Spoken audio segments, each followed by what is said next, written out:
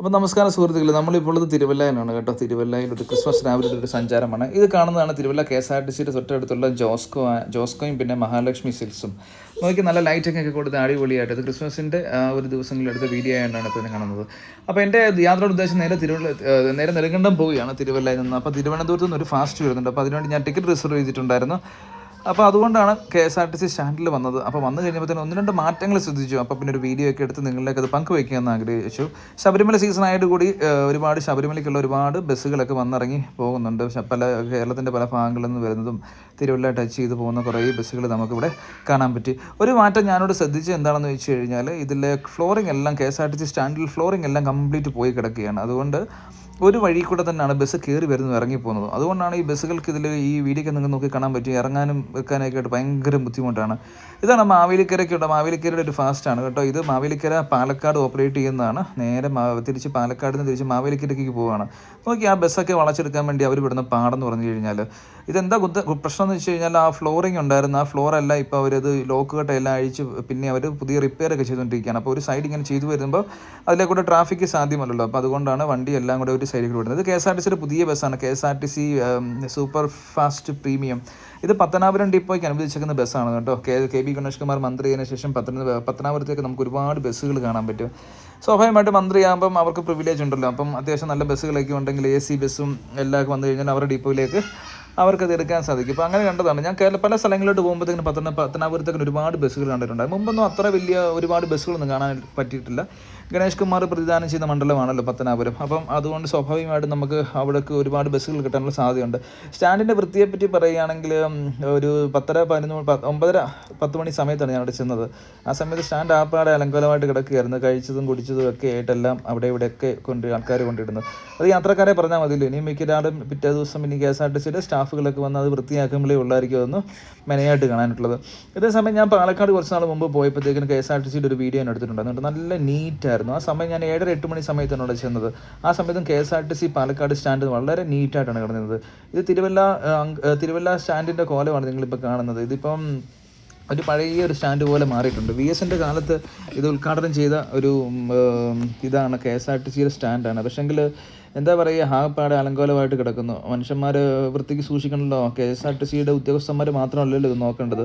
ഇതൊരു പൊതു സംവിധാനമായതുകൊണ്ട് ആൾക്കാരും കൂടി ഇതൊക്കെ ശ്രദ്ധിച്ചാൽ നല്ലത്. ഇത് ആലുവയ്ക്ക് പോകുന്നൊരു ബസ്സാണ് കേട്ടോ. തിരുവനന്തപുരം ആലുവയ്ക്ക് പോകുന്ന സൂപ്പർ ഫാസ്റ്റ് സ്വിഫ്റ്റാണ് അത് ഇപ്പോൾ ഓപ്പറേറ്റ് ചെയ്യുമെന്ന് തോന്നുന്നു.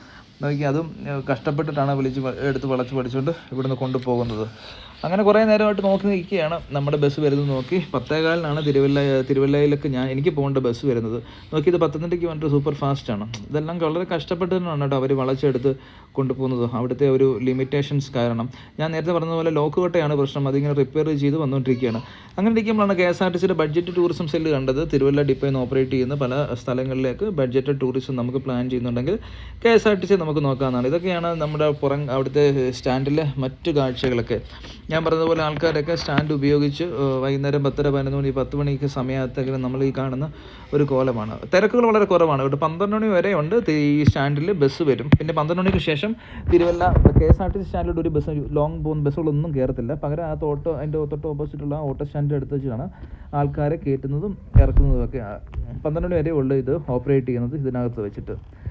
അപ്പോൾ ഇതാണ് ഞാൻ പറഞ്ഞ ലോക്ക് കെട്ടയുടെ പണി നടന്നുകൊണ്ടിരിക്കുകയാണ്. ഞാൻ കുറച്ച് മുമ്പ് പറഞ്ഞിരുന്നല്ലോ. അതാണ് നമ്മളിപ്പോൾ കാണുന്ന ഒരു കാഴ്ച.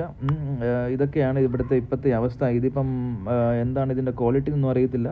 മഴ കാരണം അങ്ങനെ വണ്ടി കയറി ഇറങ്ങി തട്ടിപ്പറിഞ്ഞ് പോയതാണോ, ഇനി ഇതിപ്പം KSRTC തന്നെയാണോ ഇത് പണിയുന്നത്, അതോ ഇനിയും കോൺട്രാക്റ്റ് കൊടുത്തേക്കുന്ന അവർ തന്നെ ചെയ്യുന്നതാണെന്ന് അറിയത്തില്ല.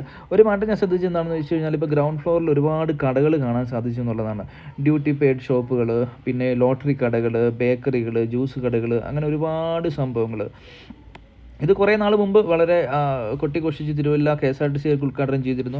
പക്ഷേ ഇപ്പോഴും പൂർണ്ണമായിട്ടും അതൊന്നും ഒരു ഓപ്പറേഷൻ ആണെന്ന് പറയാൻ സാധിക്കുന്നില്ല. എന്താണെന്ന് വെച്ചാൽ എന്തോ ഒരു പ്രശ്നമുണ്ട്, കറണ്ടുമായി ബന്ധപ്പെട്ട് എന്തോ ഒരു പ്രശ്നങ്ങളൊക്കെ ഉണ്ട്. ഞാൻ ഇടയ്ക്ക് ഇങ്ങനെ വായിച്ചിട്ടുണ്ടായിരുന്നു. അപ്പോൾ പിന്നെ അത് മാത്രമല്ല ഫയർഫോഴ്സിൻ്റെ NOC അങ്ങനെയുള്ള കുറേ എന്തൊക്കെയോ നൂലാമാലകൾ ഇങ്ങനെ സ്റ്റക്കായിട്ട് കിടക്കുകയാണ്. അല്ലെങ്കിൽ നോക്കി ഇത്രയും ഫ്ലോറുള്ളൊരു KSRTC ഇത് പല കമ്പനികൾക്കും പല ആൾക്കാർക്കും ഒക്കെ ഇത് വാടകയ്ക്ക് കൊടുക്കുകയാണെങ്കിൽ അത് സർക്കാരിലേക്കുള്ള ഒരു ഖജനാവിലേക്കൊരു ഒരു മാർഗം തന്നെയാണെന്ന്. പിന്നെ അതിനകത്ത് കണ്ടത് റൂംസ് ബസ്സുകളൊക്കെ അവൈലബിൾ ആണ് കേട്ടോ. ഇപ്പോൾ പണ്ട് അങ്ങനെ ഒരു സംഭവം ഇതിനകത്തില്ലായിരുന്നു. പക്ഷേ അതിപ്പോൾ അത്യാവശ്യം നല്ല ആൾക്കാർക്ക് പ്രയോജനമുള്ളതാണെന്ന് തോന്നുന്നു. ഇപ്പോൾ എക്സാംസിന് വരുന്നവർക്കും പിന്നെ ഒരു ദിവസം തിരുവല്ല സ്റ്റേ ചെയ്യേണ്ടവർക്കും ഒക്കെ കുറച്ചും കൂടെയൊക്കെ ബഡ്ജറ്റഡ് ആയിട്ട് താമസിക്കാൻ പറ്റില്ല. എല്ലാം ഒരുപാട് ഹോട്ടലും കാര്യങ്ങളൊക്കെ ഉണ്ടെങ്കിലും KSRTCയിൽ ഈ സൗകര്യം ഉള്ളത് ഏറ്റവും നല്ലൊരു കാര്യം തന്നെയാണ്. എസ്കലേറ്ററൊക്കെ ഉണ്ട്, അതൊന്നും ഓപ്പറേഷൻ അല്ലെന്ന് തോന്നുന്നു. കാര്യം ഞാൻ പറഞ്ഞതുപോലെ മേളിലോട്ടുള്ള ഫ്ലോറിംഗ് ഒന്നും ഓപ്പൺ അല്ല. പിന്നെ കുറേ കടകൾ വന്നതല്ലോ, ഇതൊക്കെയാണ് അവിടുത്തെ ലോട്ടറി കടകൾ, അല്ലെങ്കിൽ പിന്നെ ഡ്യൂട്ടി പെയ്ഡ് ഷോപ്പുകൾ, ഇങ്ങനെയുള്ള കുറേ വ്യവസായ സ്ഥാപനങ്ങളോട് വന്നിട്ടുണ്ട്. ക്രിസ്മസ് ആയതുകൊണ്ട് ആപ്പാടെ എല്ലാം കളർഫുള്ളായിരുന്നു, നല്ല രസമായിരുന്നു പരിസരമൊക്കെ കാണാനായിട്ട്. അങ്ങനെ ഇരിക്കുമ്പോഴാണ് നമ്മൾ ഊട്ടിക്ക് പോകാനായിട്ടുള്ളൊരു ബസ് വന്നു കേട്ടോ. എനിക്കൊന്ന് ഇത് പത്തനംതിട്ടയിൽ നിന്ന് ഊട്ടിക്ക് പോകുന്ന ബസ്സാണെന്ന് തോന്നുന്നു. സ്വിഫ്റ്റിൻ്റെ അണ്ടറിലുള്ള KA 049. അപ്പോൾ തിരുവല്ലയിൽ നിന്ന് ഊട്ടിക്കൊക്കെ പോകുന്നവർക്ക് ഈ ഒരു സമയത്ത് ടിക്കറ്റ് ബുക്ക് ചെയ്ത് കഴിഞ്ഞാൽ റിസർവേഷൻ ഉള്ള വണ്ടിയാണ്, അതുകൊണ്ട് ബുക്ക് ചെയ്ത് കഴിഞ്ഞാൽ ഊട്ടിയൊക്കെ പോയി വരാം, തിരിച്ച് തിരുവല്ലയ്ക്ക് തന്നെ വരികയും ചെയ്യാം. അങ്ങനെ ഇരിക്കുമ്പോൾ തന്നെ അടുത്ത വണ്ടി വരുന്നത് തിരുവനന്തപുരത്തിനുള്ള ഫാസ്റ്റാണ്. ഒരുപാട് ബസ്സുകൾ നമുക്ക് ഇവിടെ ഇങ്ങോട്ട് നിന്ന് കാണാൻ പറ്റും. അപ്പോൾ ഇതൊക്കെയാണ് നമ്മൾ തിരുവല്ല KSRTC ബസ് സ്റ്റാൻഡിൽ കണ്ട കാഴ്ചകൾ. എൻ്റെ നെടുങ്കണ്ടത്തുനിന്നുള്ള ബസ് വരാറായി. അപ്പോൾ പിന്നെ അതൊക്കെ ഞാനും അങ്ങോട്ട് മാറി. അപ്പോൾ ബൈ.